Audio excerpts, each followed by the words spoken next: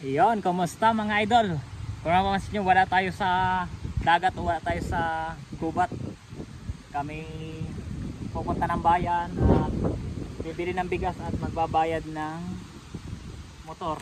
Maghuhulog tayo dito sa kay Asul. Tara, igagala ko na din kayo sa bayan ng San Narciso. Papakita namin sa inyo ang bayan ng San Narciso.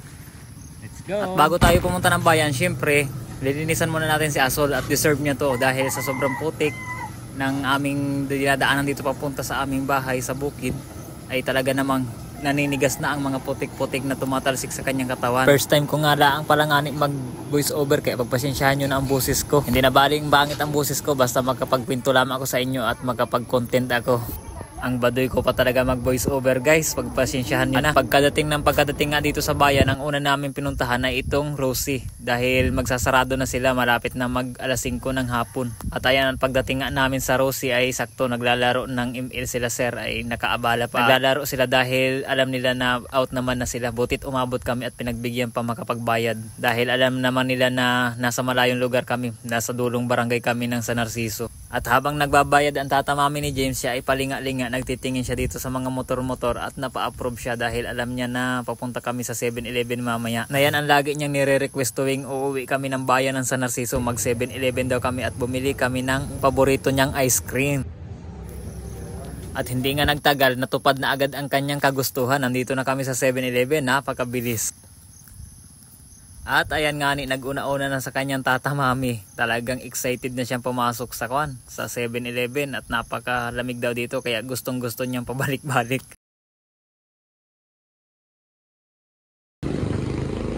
Ayan ang akit si James ng pag 7-Eleven. Nagugusto siya kahit ice cream lang daw. Ay ako hindi na sumama at wala man akong pang ice cream. Magkukuhan lang ako, siguro magtitinapay na lang ako sa bakery. Sabay magkakape pagdating sa bahay mamaya.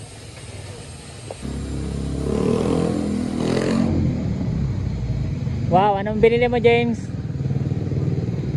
Sa akin? Wala ako? Ha? Share na kami tata. Ayan, yan ang gusto ko. Magalibre. Ayan, ito talaga ang isa din sa paborito ko tuwing pumupunta kami dito sa bayan ng San Narciso. Itong 4 na piraso ng siumay at saka isang takal ng kanin ay siguradong busog na, sabay may tubig, ay napakaswabe. Mas masarap sana kung soft drinks kaso pinagbawal na ng doktor kay Jason at meron siyang UTI. Mas mainam na sumunod sa pinag-uutos ng doktor kaysa lumala pa. At alam naman natin na walang pinibili ng doktor na masama kung hindi sa ikabubuti ng ating kalusugan. Yan siumay? Ayo, pasubo ka na lang. Yan, kain tayo. Ito, tingin.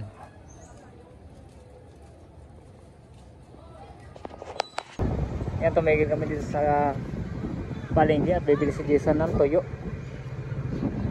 para pang-ulam natin bukas na umaga. Yan, bumili si Jason ng manok 100 pesos at aming titunulahin at parang ang sarap ng sinabaw ngayong malamig ang panahon.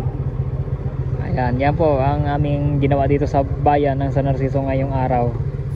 10 kilo nga lang ng bigas ang aming binili at kinulang ang budget. Hindi kinaya ang pang isang sako dahil napasabay ang bayaran namin sa motor. Pero okay na to, thank you Lord dahil ito'y pang 3 linggo na namin. Ayan, hanggang dito na lang po muna ang ating video. Maraming salamat sa pagsuporta mo. Sana hindi ka nag-skip ng ads. Sana'y mag-subscribe ka na din. Thank you.